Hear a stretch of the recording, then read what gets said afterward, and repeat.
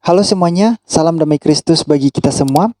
Kali ini saya ingin menanggapi salah satu video dari Nandar dengan kawan-kawannya. Ada Ustadz, disebut sebagai Ustadz Suma, ada juga Aristo, ada Goldian Simbolon, dan salah satu siapa dia punya nama itu, Schleyer. Mereka membahas tentang pernikahan Yesus.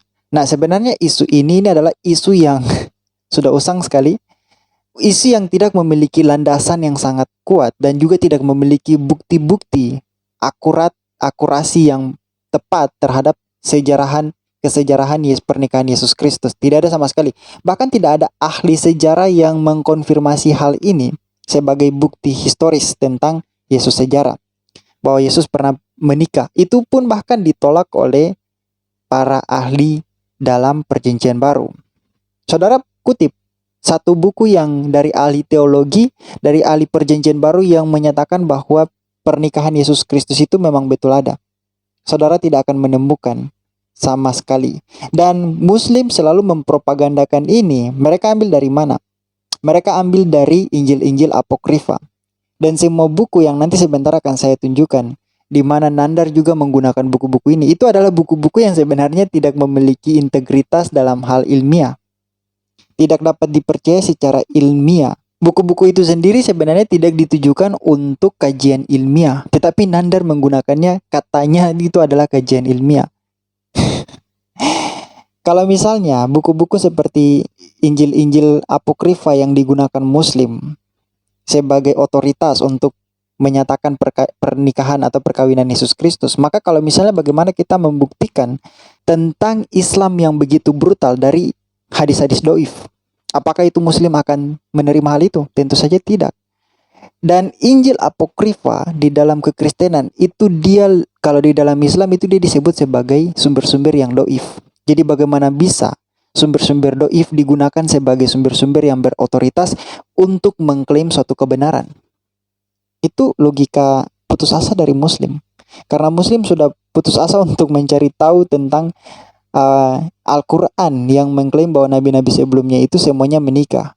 Tapi Al-Quran tidak tahu bahwa Yesus Kristus, Yohanes Pembaptis itu bahkan tidak menikah, hidup selibat. Tapi untuk mendukung propaganda mereka, ya mereka menggunakan buku-buku itu. Nah, dalam videonya Nandar itu, dia menggunakan beberapa buku. Ketika Yeswa Hamashiach kita katakan adalah makan, maka teman-teman sebelah mengatakan wajar dong, dia kan manusia. Ketika kita katakan kok Yesus lapar 40 hari berpuasa kok lapar, wajar dong katanya, dia manusia 100%. Ketika Nabi Isa alaihissalam kemudian berdoa, wajar dong dia manusia. Ketika Isa alaihissalam kemudian dia makan ikan goreng, wajar dong dia manusia. Segala kewajaran itu karena memang dia itu manusia.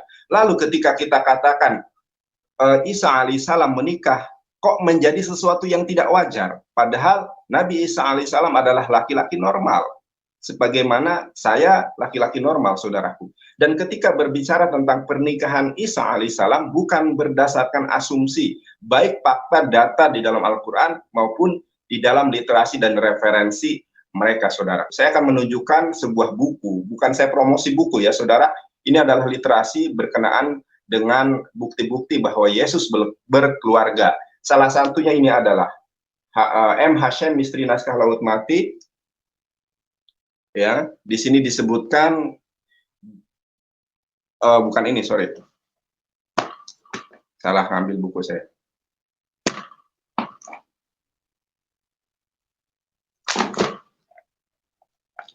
Yang ini adalah Mawar Mistik, ya. Ulasan Injil Maria Magdalena. Ini adalah salah satu bukti, salah satu literasi yang membuktikan bahwa Yeswa Hamashiach adalah menikah. Ini satu di antara beberapa data literasi fakta berkenaan dengan Yeswa Hamashiach menikah. Lalu kemudian ini saudara juga wajib untuk menguak Injil-Injil rahasia. Di sini juga terdapat literasi dan referensi bahwa Yeswa Hamashiach menikah. Kemudian yang lebih penting adalah buku ini, saudaraku, Pernikahan Yesus, ditulis oleh Maggie Whithouse. Yang menulis bukan orang Islam, jadi tidak ada intervensi, tidak ada kemudian kita mau mengobok-ngobok ajaran mereka.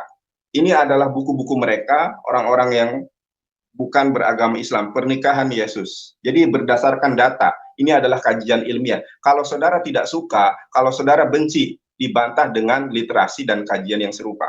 Ini adalah buku, ya ini yang saya maksud, yang dikarang oleh siapa ini? Simcha Jacobovici de Carles Pellegrino, The Jesus Family Tomb, makam keluarga Yesus. Penemuan, investigasi, dan bukti yang dapat merubah sejarah. Ya, pengantar James Cameron. Jadi ini adalah orang non-Islam, ya saudaraku, yang membuktikan bahwa Yesus berkeluarga. Nah, Misalnya, Mawar Mistik, karya Anand Krishna. Kalau saudara-saudara baca buku itu sebenarnya tidak dimaksudkan untuk kajian historis atau kajian ilmiah tentang Injil Maria Magdalena, tentang kebenaran Injil Maria Magdalena yang menyatakan Yesus Kristus menikah. Tidak. Buku itu dia lebih tepatnya memberikan pelajaran-pelajaran atau nilai-nilai positif bagi kehidupan yang dapat diaplikasikan di dalam kehidupan. Tapi untuk ilmiahnya, untuk nilai ilmiahnya itu tidak ada sama sekali. Itu nilai historisnya tidak ada sama sekali. Nilai akurasi sejarahnya tidak ada, tidak ditulis di dalam buku itu. Jadi buku itu seperti begini, seperti saudara membaca cerita dongeng tentang Cinderella atau cerita dongeng tentang kancil mencuri ketimun. Saudara membaca itu bukan sebagai cerita yang memiliki akurasi sejarah secara baik atau memiliki fakta historis yang dapat dikonfirmasi untuk cerita itu, cerita dongeng kancil mencuri ketimun dan cerita Cinderella. Tapi saudara membaca itu karena di dalam cerita itu memiliki nilai-nilai yang bisa dapat saudara terapkan di dalam kehidupan saudara. Jadi begitu pula dengan Mawar Mistik. Mawar Mistik itu bukan buku untuk suatu kajian, bukan karya ilmiah, bukan. Tetapi lebih mengeluarkan nilai-nilai apa yang bisa dapat dipelajari dalam Injil Maria Magdalena. Jadi adalah salah, adalah keliru kalau misalnya Nandar menggunakan buku ini untuk kajian ilmiah, membuktikan sejarah pernikahan Yesus Kristus. Itu yang pertama. Buku yang kedua adalah menguak Injil-Injil rahasia. Nah, menguak Injil-Injil rahasia ini sendiri tidak dituliskan untuk membenarkan Injil-Injil apokrifa, tetapi lebih memberikan pikiran-pikiran kritis terhadap Injil-Injil apokrifa itu sendiri. Dan tidak ada bukti yang baru tentang Injil-Injil apokrifa itu, tentang pernikahan Yesus Kristus yang ada di dalam Injil apokrifa, tidak ada. Menguak Injil-Injil rahasia juga tidak mendukung argumentasi dari Muslim tentang pernikahan Yesus Kristus, dan menggunakan buku itu adalah salah satu kesalahan. Karena buku itu tidak mendukung sejarah tentang pernikahan Yesus Kristus. Itu hanya asumsi kosong yang tidak bisa dibuktikan. Yang selanjutnya, pernikahan Yesus Kristus. Nah, ini yang paling kacau. Ini kacau sekali pernikahan Yesus Kristus. Nandar menggunakan buku ini katanya sebagai karya ilmiah. Apanya yang ilmiah? Di dalam buku itu sendiri dituliskan bahwa Yesus Kristus menikah ketika dia berumur 17 tahun dengan Tamar. Waktu itu Tamar berumur 14 tahun. Lalu apanya yang ilmiah? Sedangkan buku ini dia saat membuat kajian dia dimulai dengan apa? Dimulai dengan sebuah cerita fiksi, cerita novel. Jadi apanya yang ilmiah?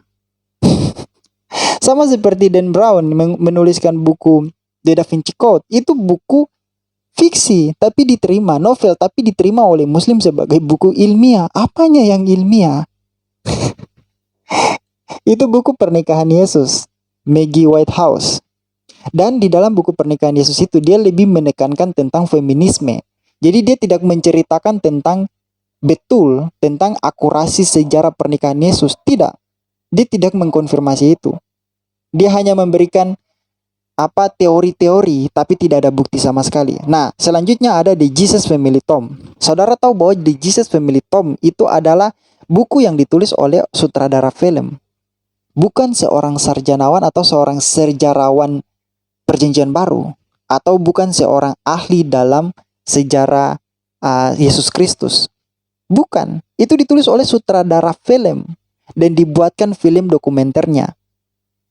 Jadi lihat, saudara-saudara perhatikan, orang-orang ini mengutip buku-buku yang sebenarnya nilainya itu lebih mengarah kepada teori konspirasi dan tidak ada bukti yang baru, dan bukti-bukti dukungan-dukungan yang mereka dapatkan itu dari mana, landasan-landasan yang mereka dapatkan itu dari mana, yang mereka dapatkan itu yang dari apa, Injil-Injil apokrifa, itu yang mereka dapatkan.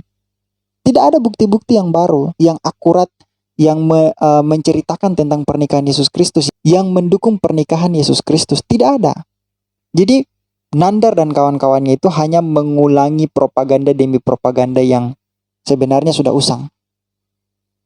Dan rusak sekali, karena buku-buku yang mereka sajikan itu adalah buku-buku yang tidak ilmiah, yang lebih kepada teori konspirasi, bahkan sejarah dunia yang hilang yang digunakan oleh mereka, yang seharusnya adalah buku-buku yang dikategorikan sebagai teori konspirasi, dijadikan sebagai satu bukti yang katanya ilmiah, yang tidak sesuai dengan fakta historis. Dan mereka bilang bahwa itu ilmiah. Ini luar biasa penghinaan terhadap akademis, dunia akademis. Dan mereka bilang bahwa oh ini adalah kajian ilmiah karena mereka mengambil dari buku-buku Kristen sendiri. Nah, begini. Kalau misalnya buku-buku yang itu seperti teori konspirasi dianggap sebagai ilmiah, bagaimana Muslim menyikapi disertasi dari Tuan Muhammad Kalafula yang menuliskan bahwa Al-Quran bukanlah kitab sejarah, dan dia menyatakan bahwa orang Muslim yang mengkaji Al-Quran dari segi sejarah itu sudah salah, karena Al-Quran sendiri tidak sesuai dengan fakta sejarah. Dan memang betul Al-Quran tidak sesuai dengan fakta sejarah. Penyaliban Yesus Kristus tidak sesuai dengan fakta sejarah, bahkan tidak bisa dibuktikan oleh Allah Subhanahu wa Ta'ala. Tapi itulah Muslim, menganggap satu buku novel sebagai suatu buku yang harus dipercaya, dongeng yang harus dipercaya, fiksi yang harus dipercaya, tapi melihat disertasi sebagai sesuatu yang tidak bisa dipercaya akurasinya. Padahal ini jauh berbeda antara disertasi yang ditulis oleh Muhammad Kalafula dengan buku-buku yang hanya berlandaskan pada teori konspirasi dan sumber-sumber yang sudah dinyatakan sebagai sumber-sumber palsu. Jadi saudara lihat, logika Muslim ini hancur amburadul, tidak punya integritas sama sekali. Entah itu Nandar, Zuma, Aristo, bahkan Muhammad Ali sekalipun, Menahem Ali, tidak punya integritas dalam hal akademis. Apalagi mengklaim diri sebagai sumber-sumber yang mereka kutip adalah ilmiah, tidak punya hak sama sekali. Nah, selanjutnya, Nandar mengatakan bahwa ketika mereka mengatakan Yesus lapar, Yesus tidur, dan seterusnya, Kristen menganggap bahwa itu adalah hal yang manusiawi dari Tuhan kita Yesus Kristus. Tapi Nandar bilang ketika mereka menyatakan bahwa Yesus menikah, maka orang-orang Kristen itu menjadi sangat marah dan seterusnya, murka, apalah itu pokoknya. Menurut Nandar, orang Kristen tidak menerima hal itu, padahal itu juga kemanusiaan dari Yesus Kristus, bagian dari kemanusiaan dari Yesus Kristus. Nah, gampang saja.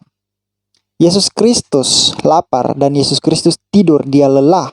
Itu kemanusiaan dari Yesus Kristus, dan itu tercatat di dalam Injil-Injil kanonik dan kita terima.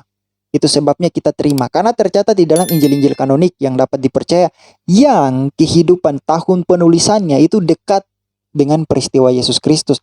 Jangka waktunya tidak terlalu lama loh. Itu dekat dengan peristiwa Yesus Kristus. Dekat sekali. Bahkan belum sampai 100 tahun atau 200 tahun seperti penulisan dari hadis-hadis Muhammad, yang jauh sekali setelah peristiwa Muhammad. Jadi kita percaya karena Injil-Injil kanonik itu berdekatan sumbernya, berdekatan tahun penulisannya dengan kehidupan Yesus Kristus, dan itu tertulis tentang Yesus lapar, tentang Yesus tidur, dan seterusnya tentang kemanusiaan Yesus Kristus. Sedangkan pernikahan Yesus Kristus itu masih tanda tanya. Itu belum dibuktikan secara fakta sejarah, dan itu tidak ada di dalam Injil kanonik, keempat Injil kanonik. Makanya orang Kristen menolak itu karena tidak sesuai dengan pemberitaan di dalam Injil kanonik dan tidak memiliki fakta yang kuat. Itu alasannya mengapa orang Kristen menolak pernikahan Yesus Kristus. Tidak ada bukti yang kuat untuk menunjukkan bahwa Yesus Kristus pernah menikah, apalagi menikah dengan Maria Magdalena. Tidak ada bukti yang kuat. Nah, selanjutnya Nandar bertanya kepada Ustadz Zuma, lalu Ustadz Zuma menjelaskan bahwa orang Ketika kita mengatakan atau memberikan bukti kemanusiaan Yesus dengan mengatakan Yesus lapar, wajar dong dia manusia. Kita mengatakan dia berdoa, wajar dong Yesus manusia. Yesus mati, wajar dong Yesus manusia. Segala sesuatu ketika kita menisbatkan tentang kemanusiawian Yesus, mereka mengatakan wajar karena dia 100% manusia. Tetapi ada sesuatu yang tidak wajar ketika kita membuktikan dengan literasi dan referensi dari kalangan mereka sendiri bahwa Yesus menikah, justru mereka katanya akan melaporkan. Nah, ini saya heran gitu kan. Mereka tidak protes ketika Yesus berdoa, mereka tidak protes ketika Yesus kemudian meninggal atau wafat. Tetapi ketika Yesus dibuktikan menikah, punya anak, bahkan bukunya ada ya, literasi referensinya, mereka marah-marah. Apakah yang menjadikan atau sebab apakah sehingga mereka ini kok marah-marah, Guru Ndajuma? Mohon berikan pencerahan kepada kami semua terkait hal ini, yang sampai detik ini saya bingung memikirkannya. Kenapa kok mereka ini marah-marah? Ya, baik. Terima kasih ya atas pertanyaannya yang juga adalah merupakan masukan sebenarnya. Jadi gini, sahabat Kristen itu kan manusia ya. Sebagai manusia tentu mereka memiliki insting. Nah, insting cakupannya itu adalah pengetahuan. Nah, pengetahuan ini kemudian didukung oleh adanya rasa malu, minder, iri, cemburu, sakit hati, dan seterusnya. Nah, ketika mereka dikatakan kepada mereka tentang perihal yang sembahan mereka, mereka akan diperhadapkan dengan berbagai macam persoalan yang mengakibatkan kemelut dalam jiwa dan pikiran mereka. Ketika dikatakan Yesus itu manusia, percaya enggak? Mereka akan mengatakan percaya. Kalian percaya bahwa Yesus itu manusia? Ya, kami percaya. Kamu percaya dia makan? Ya. Anda percaya bahwa saripati makanan yang dimakan oleh manusia ketika masuk ke dalam tubuhnya, sebagian di antaranya akan menjadi sperma. Percaya enggak? Mereka akan mengatakan percaya. Nah, kalian mengakui bahwa Yesus itu 100% manusia enggak? Iya, tapi dia juga 100% Tuhan. Tunggu dulu, manusianya dulu kita bahas. Karena kita berbicara mengenai saripati dan biologisnya dia. Kalau saripatinya Yesus, sebagian jadi kotoran, sebagian jadi sperma, pertanyaan yang muncul kemudian yang melahirkan kemelut, keputusasaan, kekecewaan, ya, adalah Yesus melampiaskan saripati yang berupa sperma itu dengan cara apa? Mimpi basah, onani, atau nikah. Kan kalian mengakui bahwa dia 100% manusia. Dan tentu sebagai laki-laki, ya, apalagi dia adalah sosok yang Anda tuhankan, pasti dia adalah laki-laki normal. Laki-laki normal hukum alamnya pasti tertarik kepada lawan jenis. Kalau sesama jenis, tidak normal dia. Kalau tidak tertarik kepada lawan jenis, tidak normal dia. Maukah Anda menuhankan sosok manusia, ditambah lagi, diperparah lagi dengan tidak normalnya dia?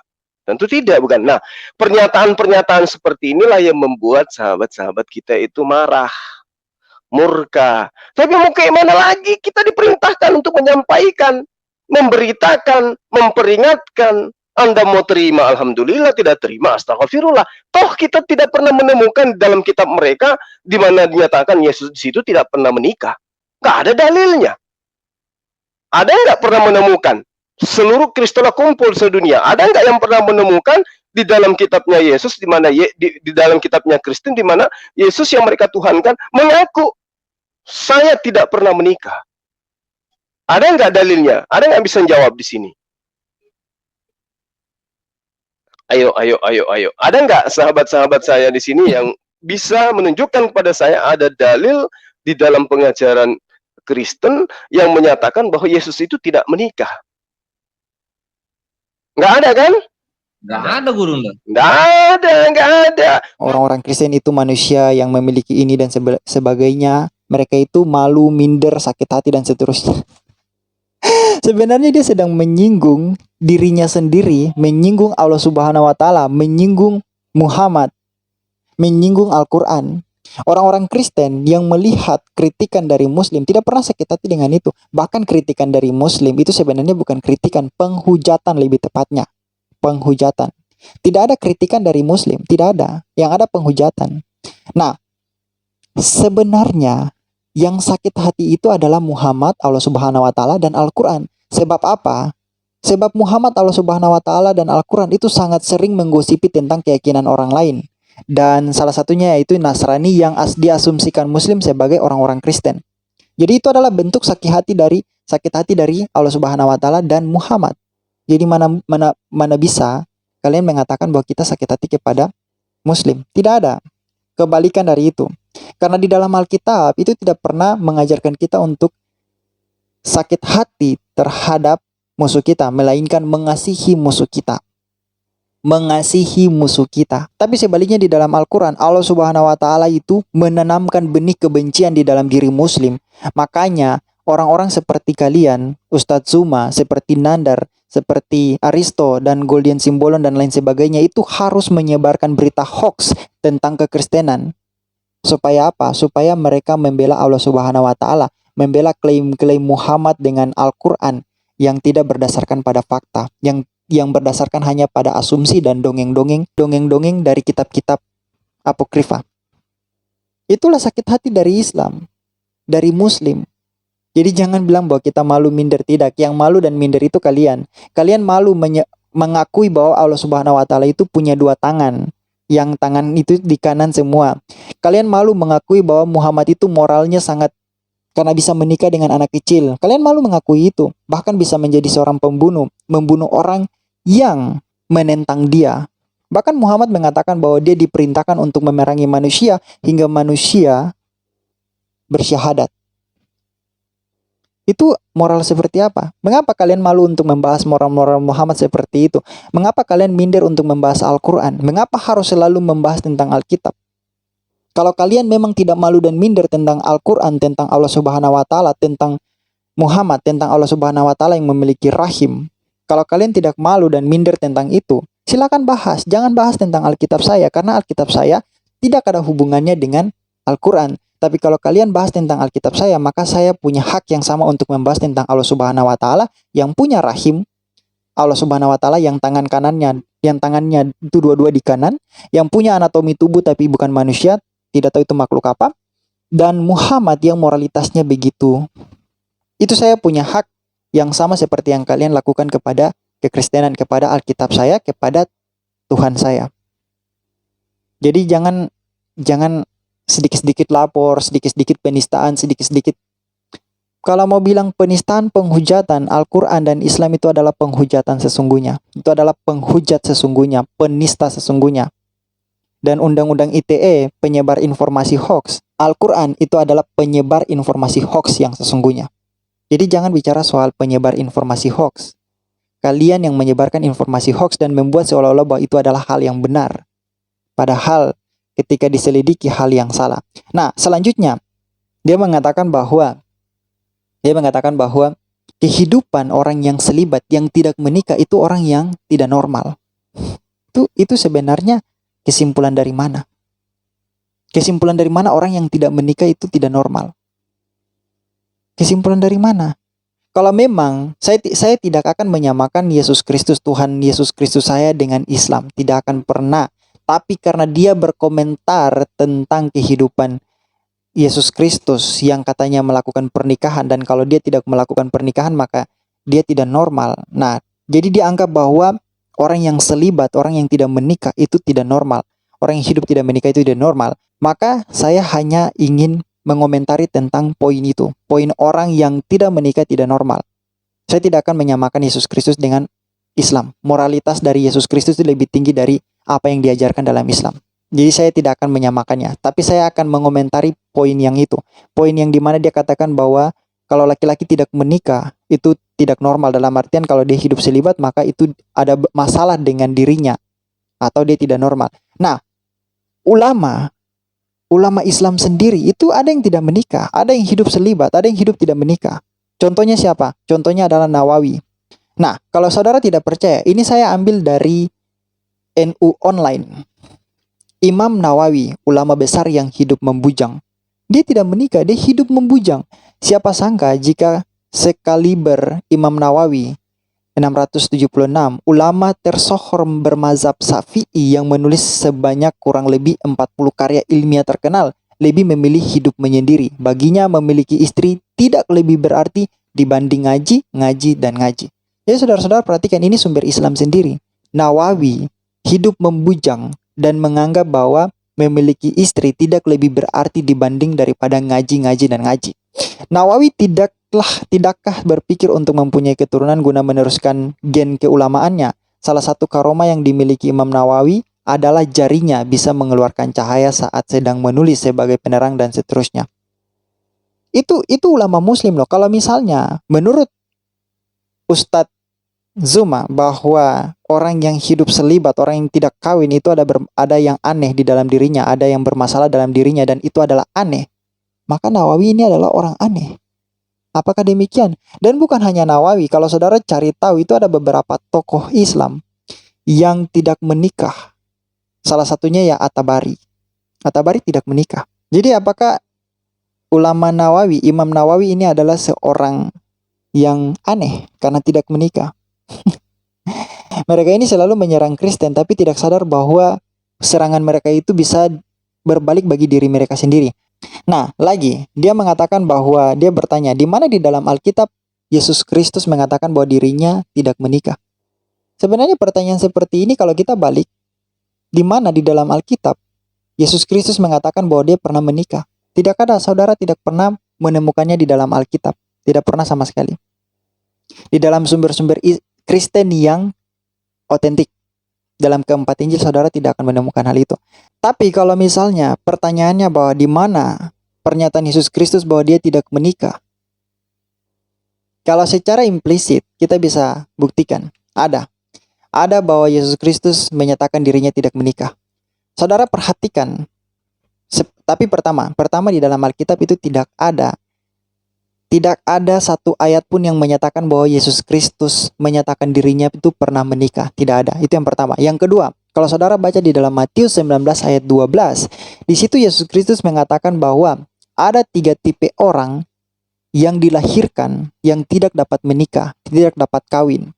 Ada orang yang tidak dapat kawin karena yang pertama, ia memang lahir demikian dari rahim ibunya. Itu yang pertama. Dan yang kedua, ada orang yang dijadikan demikian oleh orang lain. Dan yang ketiga, ada orang yang membuat dirinya demikian karena kemauannya sendiri oleh karena kerajaan sorga. Siapa yang dapat mengerti, hendaklah ia mengerti. Nah, saudara-saudara perhatikan 3 poin ini. Dan saya ingin kalian fokus kepada poin yang ketiga. Poin yang ketiga, dia katakan bahwa orang yang tidak dapat kawin itu karena kemauannya sendiri oleh karena kerajaan sorga. Pernah Yesus Kristus berbicara tentang kerajaan sorga, dan di setiap Injilnya Yesus Kristus selalu memberitakan tentang kerajaan sorga. Itu artinya apa? Artinya adalah kemauan Yesus Kristus sendiri untuk tidak menikah. Dan ini mengindikasikan bahwa Yesus Kristus tidak pernah menikah. Karena yang itu kemauan sendiri oleh karena kerajaan sorga. Jadi saudara-saudara perhatikan ayat ini yang memberikan implikasi kepada kita, memberikan indikasi kepada kita bahwa Yesus Kristus tidak menikah. Dan bukan hanya Yesus Kristus yang tidak menikah, Yohanes Pembaptis tidak menikah, Rasul Paulus juga tidak menikah. Coba saudara-saudara sebutkan siapa nama dari istri Yohanes Pembaptis secara akurat dan dapat dipercaya dari sumber yang dapat dipercaya yang paling tua. Tidak ada. Bahkan Rasul Paulus pun saudara tidak akan dapat pernikahannya, saudara tidak akan dapat istrinya, nama istrinya, tidak dapat. Jadi apa salahnya kalau Yesus Kristus hidup selibat atau Yesus Kristus hidup tanpa kawin? Apa salahnya? Tidak ada salahnya. Adalah menjijikan kalau misalnya perkawinan di dalam pikiran Ustadz Zuma itu dikaitkan dengan pemuas hawa nafsu. Itu adalah menjijikan, pemuas birahi. Itu sangat menjijikan. Sebegitu rendahkah perkawinan di dalam Islam sampai Ustadz Zuma ketika berbicara tentang perkawinan Yesus Kristus, yang dia bicarakan itu apa? Bagaimana Tuhan kita Yesus Kristus itu menuangkan nafsunya, menuangkan birahinya, menuangkan spermanya. Itu sangat menjijikan kalau perkawinan yang dimaksudkan oleh Ustadz Zuma dalam Islam. Itu menjijikan. Dan perempuan dianggap sangat rendah sebagai sarana pemuas nafsu. Apakah itu perkawinan yang mulia di dalam Islam? Tidak, itu tidak mulia. Anda menjadikan perempuan sebagai objek pemuas nafsu. Dan perkawinan adalah cara untuk melegalkan pemuas nafsu tersebut. Itu sebabnya kita tidak heran ketika di dalam Islam Anda boleh menikah 4 kali, poligami 4 istri. Kalau sudah tidak puas dengan istri yang satu, cerai, kawin dengan yang lain. Cerai, kawin dengan yang lain. Itu seperti yang dikatakan oleh Abdul Somad, dan pernikahan yang unlimited. Karena itu, pernikahan dianggap rendah di dalam Islam. Perkawinan dianggap sangat rendah di dalam Islam, hanya sebagai sarana pemuas nafsu. Itu, habis. Makanya tidak heran juga Muhammad kawin dengan anak mantunya sendiri, kawin dengan anak kecil, kawin dengan begitu banyak istrinya, sampai 11 istri. Itu karena apa? Karena itu ingin memuaskan nafsu. Bahkan di dalam hadis menyatakan bahwa ketika Muhammad melihat seorang perempuan, nanti saya akan tampilkan hadisnya supaya jangan saudara-saudara bilang saya tipu. Ketika Muhammad melihat perempuan, dia pergi kepada istrinya, lalu dia melakukan hubungan seksual dengan istrinya ketika istrinya Zainab sedang melakukan suatu pekerjaan. Nanti saya akan tampilkan hadisnya supaya jangan kalian bilang bahwa saya menipu. Sebegitu rendahnya perempuan di dalam Islam dan perkawinan di dalam Islam. Itu makanya dia membuat framing di dalam otak Zuma, otak si Ustadz Zuma, bahwa perkawinan itu hanya sebagai sarana pemuas nafsu. Dan ketika dia berpandangan, dia menganggap bahwa pernikahan Yesus Kristus itu ada, yang ada di dalam otaknya itu apa? Yesus harus menuangkan birahinya. Dan kalau misalnya dia tidak kawin, dia harus menuangkan birahinya dengan cara apa? Itu yang ada di otak Ustadz Zuma. Jadi perkawinan yang sangat menjijikan di dalam Islam, yang sangat rendah, dan perempuan yang sangat rendah di dalam Islam hanya sebagai objek pemuas nafsu. Oke, itu saja yang ingin saya sampaikan, dan saudara perhatikan, perkawinan Yesus Kristus itu tidak pernah memiliki bukti yang akurat untuk mengkonfirmasi peristiwa itu. Dan itu sampai kapanpun kalian tidak akan mendapatkan bukti yang otentik untuk menyatakan bahwa Yesus Kristus pernah melakukan pernikahan. Dan itu saja yang ingin saya sampaikan. Muhammad adalah nabi palsu, Allah Subhanahu wa taala adalah Tuhan palsu, Al-Qur'an adalah kitab palsu, dan Tuhan Yesus Kristus adalah juru selamat kita umat manusia. Saya berdoa kepada saudara-saudara muslim yang mencari kebenaran dengan hati yang terbuka, supaya kalian menemukan kebenaran itu di dalam Yesus Kristus. Kita jumpa di video berikutnya. Tuhan Yesus memberkati.